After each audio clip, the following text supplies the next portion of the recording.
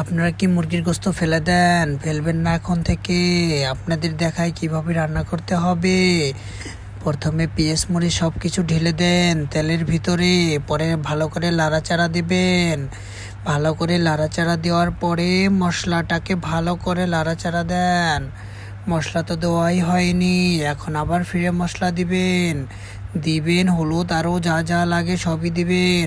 পরে আপনার এক বন্ধুকে এনে ভালো করে লাড়াচাড়া দেওয়াবেন। তারপরে আবার তেজপাতা আবিজাবি যা লাগে দিবেন। দেওয়ার পরে ভালো করে আবার লাড়াচাড়া দিবেন।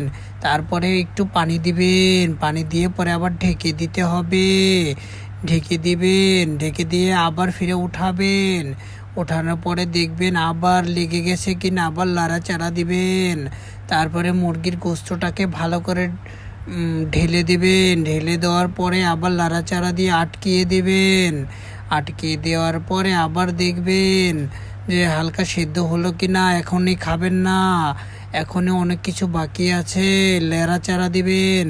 লাড়াচাড়া দেওয়ার পরে পানিটাকে টলটলা পানি বেশি করে ঢালবেন। ঢালার পরে ঢেকে দেবেন ভালো করে। পরে আবার উঠাবেন, উঠে আবার লাড়াচাড়া দিবেন। আর লাড়াচাড়া বেশি দিতে হবে, না হলে হবে না।